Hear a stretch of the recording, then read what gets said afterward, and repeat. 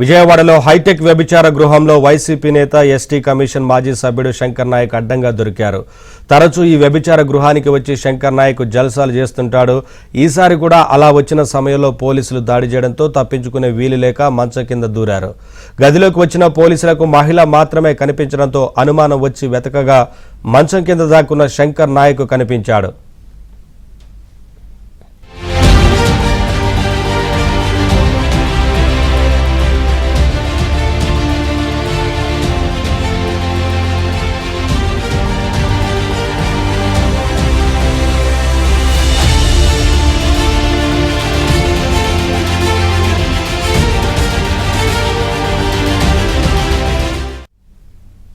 Spa సెంటర్లో వ్యభిచారంపై ఓ యువకుడు sting operation చేసి విజయవాడ పోలీసులకు సమాచారం ఇవ్వడంతో రైడ్ చేశారు.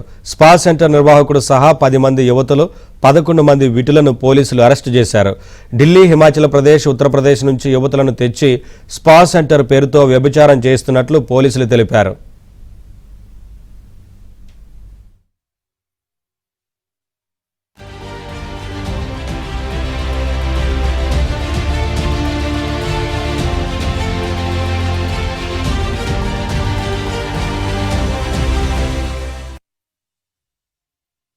మమ్మల్ని చూసి వాళ్ళందరూ లేడీస్ కూడా పక్క బిల్డింగ్లోకి ఒక ర్యాంప్ లాగేసి ఆ పల్లెలు దూకారు. అది కూడా మేము వీడియో తీసాము.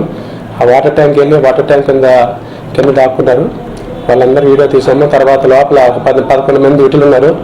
వాళ్ళకు కూడా ఏం జరుగుతుందో తెలియక తలుపును బ్రేక్ చేశారు. అది లాక్ సిస్టమ్ ఉంటుంది, మామూలుగా తాళం ఉండదు. ఎవరైతే యాక్సెస్ ఉందో వాళ్ళకి మాత్రమే ఓపెన్ అవుతుంది. వాళ్ళు బ్రేక్ చేసిన తర్వాత 11 మంది విటుల్ని 10 మంది అమ్మాయిల్ని పట్టుకున్నాము. వీళ్ళందరూ కూడా అమ్మాయిలందరూ కూడా హిమాచల్ ప్రదేశ్, ఢిల్లీ, ఉత్తరప్రదేశ్ నుంచి వీళ్ళు అక్కడికి తీసుకొచ్చి మంత్లీ బేస్ మీద నెలకి ₹1,00,000 ఇస్తాం, నెలకి 50,000 ఇస్తామని చెప్పి అదే బిల్డింగ్లో నుంచి పైన వాళ్ళకి ఉండడానికి రూమ్ ఇచ్చారు.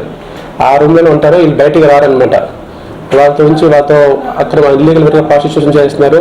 చాలా మంది సిటీకి వేరే పనుల మీద వచ్చిన వాళ్ళు కూడా ఈ నెట్లో ఎతికి మసాజ్ సెంటర్ అనగానే కేరళ మసాజ్ సెంటర్ అనుకొని కొంతమంది అక్కడికి వెళ్ళిపోయిన తర్వాత అనవసరంగా కేసుల్లో ఇరుక్కుంటున్నారు.